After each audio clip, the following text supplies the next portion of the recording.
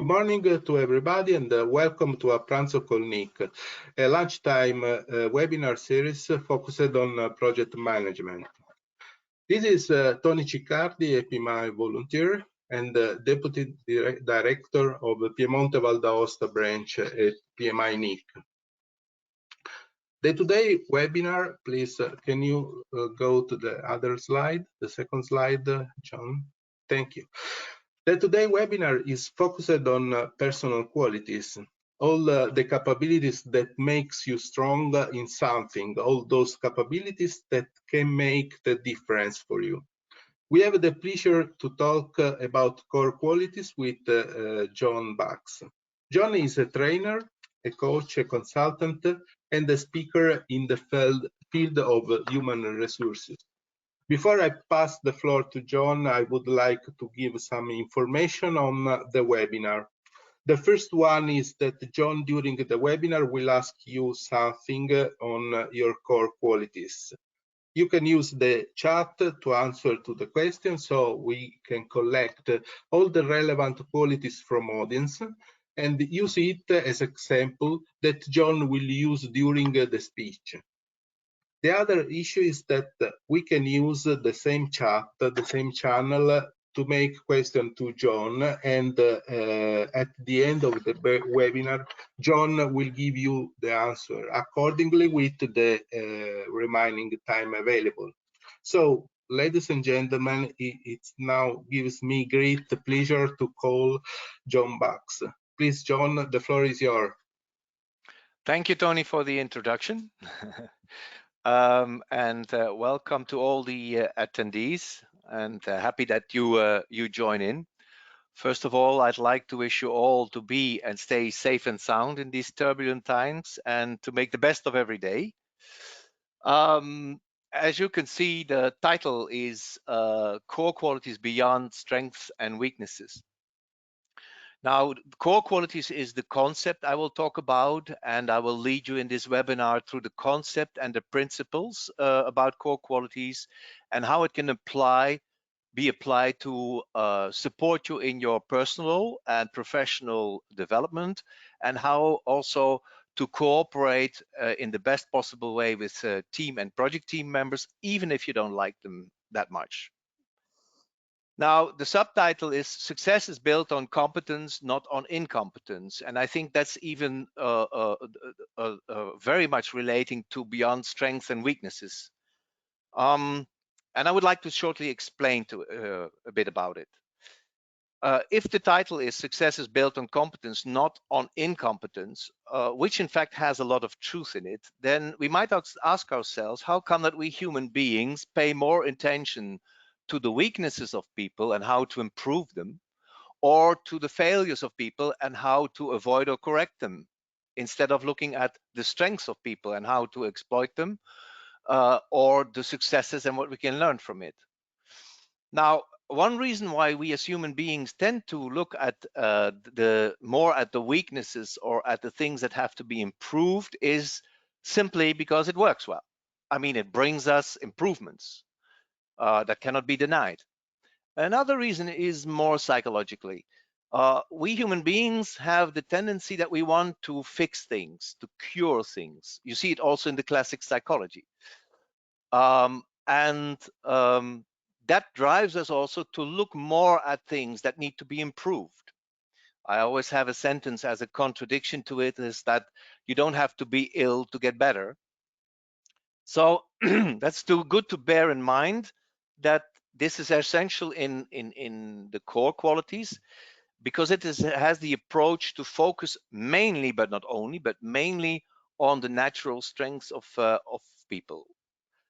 And the sentence below says, people perform best when they do what they like and what they are good at. And I think this makes common sense. I would like to add one thing, though, that a sentence you could add is, and when they are challenged from time to time. So that is something which also helps people to perform best, as long as their challenge is achievable. It's a challenge, but achievable. Now, core qualities is about focusing mainly on what are your natural strengths. I will explain it later what I mean with natural strengths. And what I'm going to tell you is not completely a rocket science or big news, taking into account that Peter Drucker, who is one of the most known and most cited classic, let's say, consultants, management gurus, he even said already in his 1980s that the following sentence: make strengths productive and weaknesses irrelevant. So already he was advocating this approach in those times. I would like to give two to three examples to, let's say, model it. For some of you who still know Madonna as a singer, Madonna didn't have the best voice, but she had an extremely great stage performance at that time, very sparkling, very challenging. So why would she then focus most of her energy on trying to get a better voice, spending a lot of time on it, whereas it will never be the best voice in the world, um, instead of exploiting more the quality which she has with this great performance on stage? Another example is Nadal, the tennis player. He didn't have the greatest serve of the circuit, but he was really the example of physical and mental strength. So why would he put most of his energy on improving his serve? Because he did, of course, pay some energy to it, but why would he put most of the energy on it instead of developing further the strengths which he has and which makes him separate from the other players in the circuit? Another example, which is already time ago, is when the iPhone was introduced. Well, the iPhone didn't stand out too well in connectivity and didn't stand out too well in the battery life, but it was the most sexy design of the phones at that time, and maybe it still is. So why would it then put all the energy on one if the other thing is the part which distinguishes it? So I'm not saying that you should not pay attention to the things that can be improved because they are not the strengths. I am contesting that you should put most of your energy into it. So what I would invite you after this webinar is, what if you would, in the next few days, weeks, change your focus on improving that what is not good, and let's say, improving what is not good, to having a better look at what are strengths of people and how can they further be developed, and at the successes of people, and to analyze how come they were successful and what we can learn from it and how can others learn from it. It will be a change for some of us. Okay. Now, the examples I gave of Nadal or Madonna are, let's say, popular examples. But there are also some statistics. In 2012, the British Leadership Council did a research among 19,000 respondents in 30 different countries. And they came to the conclusion, and allow me not to go into the specifics because we wouldn't have the time, that performances go up with 26.8% when focusing on let's say the go down when focusing on weaknesses, and they go up with 36.4% when focusing on strengths. So this should at least give a motivation to look at it from that way. Now, talking about core qualities, and it's important to make a distinguish, because as Tony said in the beginning about qualities which are special to us, I would like even to emphasize it more. Today we make a distinction between core qualities which belong to our core, and I explain some more about it in a moment. We also have qualities which we learn by experience and develop by experience. It's like we talk about nature versus nurture, and now I talk about nature. Now each of us has between 2, 3, and 5, 6 core qualities which you have as long as you remember. You will see in the slide some 5 characteristics of core qualities. They belong to your core, that's why it has the name, and they are natural to you. You can remember them as long as you live. they cost you no effort because they are natural to you, and they're always there. You just cannot shut them off. It may only happen that if you are in a toxic environment where, let's say, positivism is not encouraged, development is not encouraged, and the most emphasis is on delivering criticism, it may be out of self-protection that you don't show them anymore, but they're there. And what is also important is that the core qualities, which are not that many we have, but they really define us, they color all our other qualities. And I will give examples later to it. I would like to tell the words of Daniel Hoffman, whom I met 4 times personally in intense interviews, talk very enthusiastically about being the founder of this idea. And he says, core qualities are the beauty of people. And these beauties, they really should shine. So the idea is that if you would become more aware of your core qualities, knowing that you have them as long as you remember, that friends recognize it, your parents recognize it, your teachers at school recognize it, but later also your colleagues recognize it, your partner recognizes it as something which really identifies you, then that's pretty much sure that we are addressing a core quality. So I would like to ask you now to take 20 seconds to, if you want to follow my next steps, you can also do without, but to follow my next steps, to think for a moment of one quality you have, and you can even post it, one quality you have as long as you remember. So that takes some thinking a little bit more, like, okay, which is the quality which really one of the ones which defines me, and it's recognizably immediately when people meet me.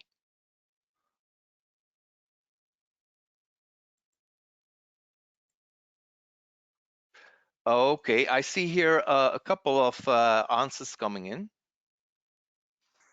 I cannot react now to everyone, but I will react to everyone. Some of them maybe in the end, but also offline reaction. I see different kinds of words like enthusiasm. I see creativity. I see empathy, practical. So different words. Okay. Then allow me now that I will react on one of them as an example. And when we go to the next slides and my talking, you can join with your own thoughts and make your own steps in the process. Let's take creativity, which is immediately also a more one of the tricky ones. I see creativity. Well, if creativity is the core quality of a person, and if the person already checked it with people who know her very well now, but even in the past, then that's the beauty. That's something you should be proud of. That is something you should cherish. And it would be great if you could use that creativity to the optimum in your work and in your private life. Because it's natural. It's your nature. It doesn't cost you any effort. It identifies you, and you will feel happier if you can use it to the optimum than if it would be suppressed or oppressed. So that is a good one to use as an example, whereas the other ones are also example. Maybe, and some of them I will react to also a bit later in the slides. So important is we have an example of somebody who has creativity as a core quality, a natural quality, not acquired, maybe developed, but a natural quality. Okay, let's work with it. One moment, I have to minimize here and to go to the next slide. 1 second. It's blocking me now in the site. To go to the next slide. 1 second.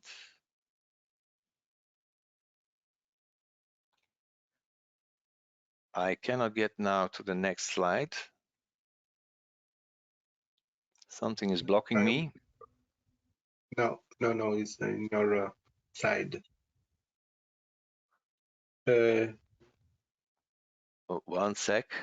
I cannot get to the, yeah, what should I do, Tony? Because I now don't get to the next slide. Let me guess. I don't get to the next slide. Okay, you should go there. Okay. There, now you can do. Yes, Okay. now I go there. Good. Now, the most important part, if you follow this path, is that you really try to find out, is it really my core quality? And that needs some questions to ask to yourself. Here are some guiding questions you could use in order to check, is this really a core quality? So in the way, the person which mentioned creativity might ask him or herself, am I good at it as long as I remember, like I told before? Does it also energize me as long as I can remember? And do I use it in almost any situation in relation to almost any other person? These are questions which can help you to check, do I really, is that really a core quality of mine, or is it an acquired quality? And you can, of course, as I said before, ask people who know you very well in the past and at these times. Okay. Now, I would like to tell something about the core qualities and how it works. When people meet each other for the first time, then we tend to look at the differences and similarities between us and the other person, especially if we have to live or work with them. And in general, we look first at the extremities. Now, I chose the example of Italy and the Netherlands, for instance, as a culture.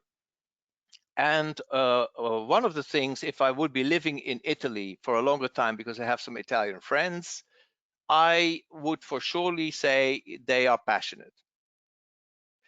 Now, if I would live for a longer time in Italy, I will also recognize a bit more about that passionate, and I might say from my Dutch eyes that, hey, Italians are really passionate, and sometimes they can be a bit hot-headed or impulsive. That is my perception. It's not a fact, it's my perception. The same if an Italian would be living in the Netherlands for a while, they might say, well, one of the things, of the qualities of the Dutch is common sense. But sometimes they are a bit cold and businesslike. So what happens is we tend, when there's differences between us and others, especially in the beginning or by experience, we tend to label the differences, meaning the pluses and the minuses. And quite often, but not only, we tend to focus on the minuses. And this is an important part of the core quality principle. Now, what you see here is the following. So suppose I would work with a person which just gave as a reaction creativity as a core quality. And if I would meet that person and I would have much less creativity than the person, then I may label it, if it is too much creativity, negatively. Like I would consider it too much of the core quality of the person, and I will label it. That's what we human beings do. Now with creativity, as I don't know the person completely myself, creativity, it can be that there is a pitfall, that if he or she is so creative in her actions, that the people who have much less of that creativity will find it too much and will label it negatively. It depends on the type of creativity that could be. If the person has a creativity in the sense of thinking a lot of out of the box, yeah, it may be that some people who find it too much out of the box will not see it as creativity anymore, but will see it as not practical. And they might have a need for that the person would be more pragmatic regarding the ideas. If it would be that the person would be creative in having, let's say, so many ideas, and one idea is already in the beginning of being executed, and then comes a new idea, then people who find it too much of that creativity might label it as fickleness. Fickleness in the sense of that people don't stick to their ideas and change it all the time. And that would be then a pitfall. Now, crucial is that a pitfall is not a weakness. It is not a weakness. It is just a deformation of your strength. It belongs to your strength. And that means also that it doesn't make sense to focus on that you have to work very hard on getting rid of the pitfall.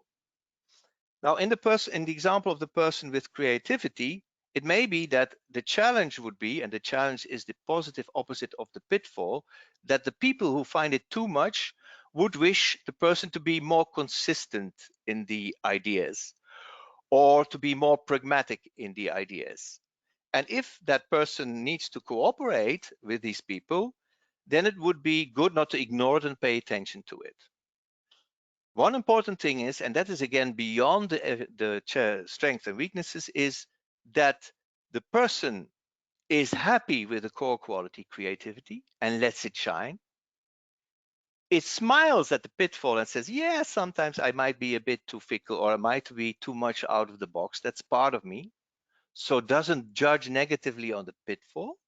And if some people find that it's too much for the other, that he or she would work on being a little bit more pragmatic or a little bit more consistent, on the condition that he or she doesn't do it too much. Think of the examples of Nadal and Madonna. If somebody would work too much on improving the pitfall and working on the challenge, then it would cost a lot of energy with little chance of a lot of success, and it would go at the cost of the core quality, of the flexibility. So the idea is that the person keeps on using the flexibility for the benefit for him or herself, and lets also team members benefit from it. If some people in certain situations find it too much, then he or she can work a bit on her challenge to ask in what situations he or she can be more pragmatic with the ideas or with the creativity, or more consistent with the ideas. But that both parties or all parties know that it will never become his or her strength, and it should not, because it would go at the cost of the core quality. And that is the idea of going beyond strengths and weaknesses. I would like to end, as I see that now the 20 minutes are passing, with an example of mine.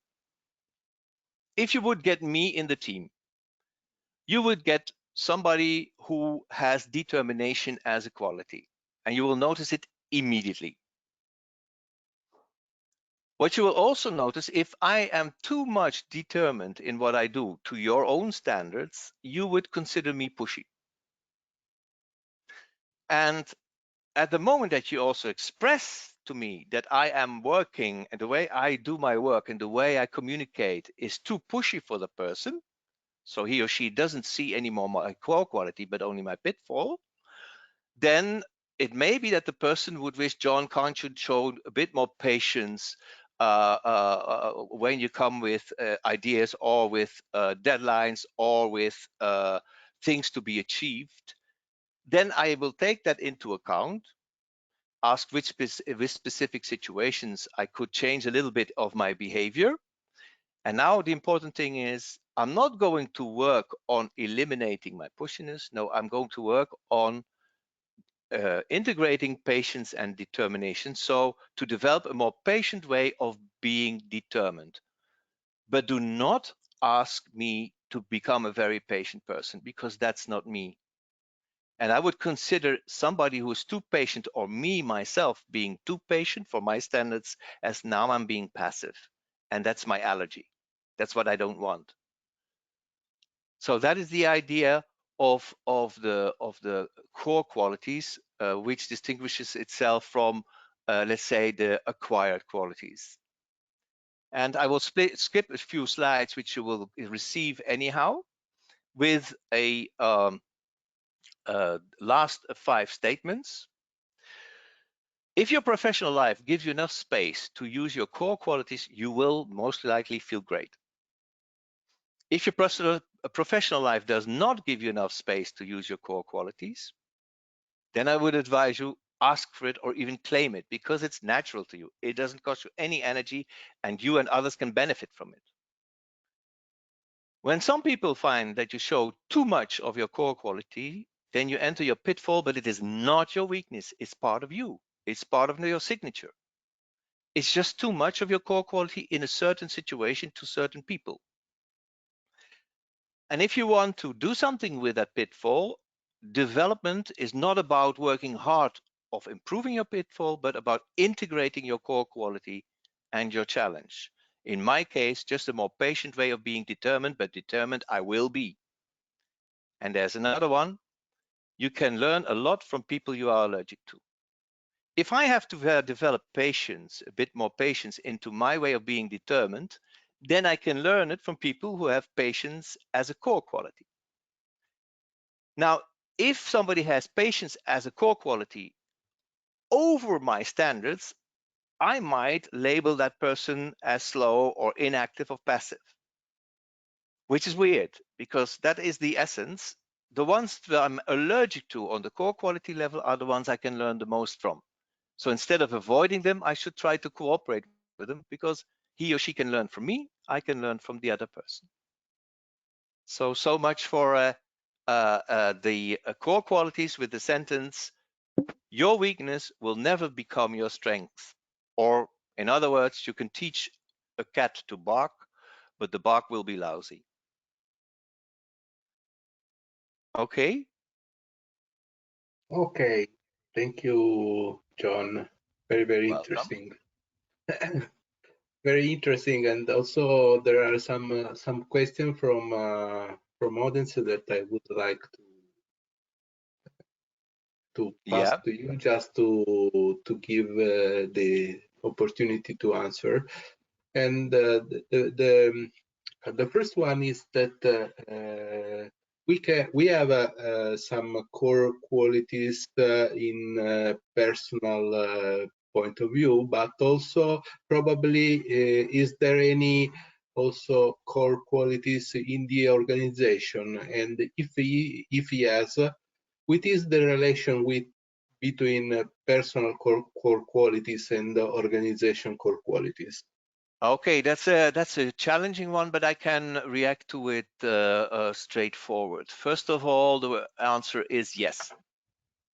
Also, on a team level or on a organizational level, you can have collective core qualities, and they are more than part of the culture of the organization. Now, let's first take on a team level. On a team level, of course, you have different persons, and each person can have different and completing core qualities. And we know now that those completing core qualities can be also conflicting if the communication is not well about it. But as a team, you can have core qualities, qualities which really identify you extremely, and that customers would recognize it, that suppliers would recognize it, stakeholders would recognize it. And then we call here, in this case, about cultural core qualities. Could be on the organizational level, could be on a department level, could be on a team level. Okay. Thank you. There is another, just the last one, because we are very close to the expiration of time. What could you suggest to do when there are two opposite and stronger qualities in the same team? Yes, okay, they will be there in any team. I tell you up front from experience. Yeah, well, first thing is that it helps that when in a team there is an openness to diversity and an appreciation for diversity and an awareness that what is different from each other can be completing. It helps also that there is an awareness that they may be conflicting also, because that is with those differences. The source is always there, the double source. It can be completing and it can be conflicting. And what I always say is create a learning culture in which diversity is appreciated, and that people first learn and dare to express and talk about what are their specific strengths, because that is an art in itself, because it differs from culture to culture whether people are open to talk about it, but that the focus is on those natural strengths, because there's the biggest leverage. And with the help, by the way, of the principle of core qualities, that they understand that what is very a strong core quality in the other might be somebody else who is allergic to it in the way it is expressed, and the other way around. Once this dynamic is made clear to them, and it's actually a very simple quadrant which will be in the slides with the people who will receive. It's, I mean, Daniel Hoffman was an engineer. It's pretty much very logic that you can explain it to people how this dynamic works, and that you stimulate that they focus on this completion, and that in work it's not about liking each other, but it's about building respect for each other. Liking is, let's say, the cherry on the cake, but it's not the essence. That works, and I've been using it in solving team conflicts, and in individual coaching of persons who met with quite some resistance in the team, and this helps a lot. And to finish, Tony, because this was the last question, with an example, it works also in private life, and each of us who has a partner with whom he lives together, research has shown that especially in the younger age, people fall in love with each other amongst others because of the differences. That is the appealing and attractive part. Now, in general, being in love, let's say the pink cloud moment, lasts for max about 2-3 years. And then it happens with many couples, not with everybody, that you start getting irritated by the things which were attractive in the beginning. But in the beginning, the feeling in love was the juice, the grease, the oil which made it work. But The when we charisma. are working together as colleagues, it is the positive approach of the differences and wanting to learn from each other and communicating well about it. That's the juice to make it work, in order to not make it conflictuous, but to make it completing. Thank you, John. Very, very interesting, this this kind of consideration. Okay, so unfortunately the time is expired, so I ask you to pass to the next slide to give you the Yeah, then I have to get again able to be used the slidings here. I will use it you now. have to go to PowerPoint and to the PowerPoint icon. Yeah, I'm Okay. there. Yeah. Yeah, the last one. Okay. Okay. Uh,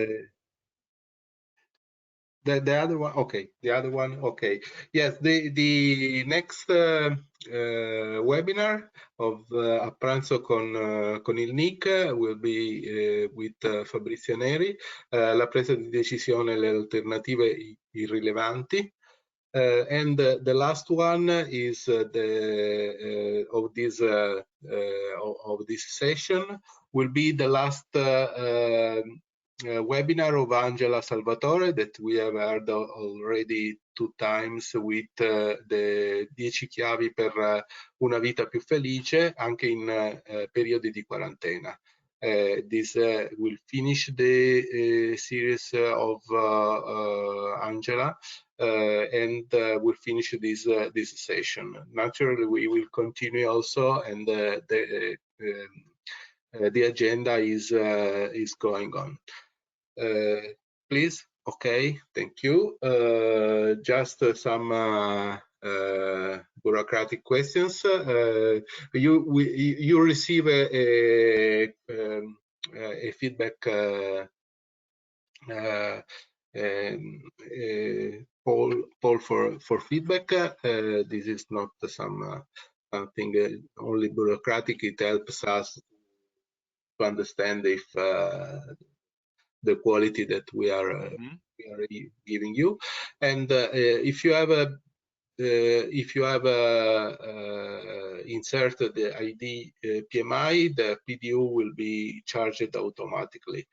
Finally, the material will be all the slide will be available in the PMI NIC website, and if you want to ask something, please do not hesitate to mail us at events@pminic.org. Thank you to everybody. Thank you to everybody that has been attended this this webinar, and thank you to John for this interesting stimulus thinking talks. Welcome. Thank you, John. Bye bye. Welcome. Bye bye. Bye bye.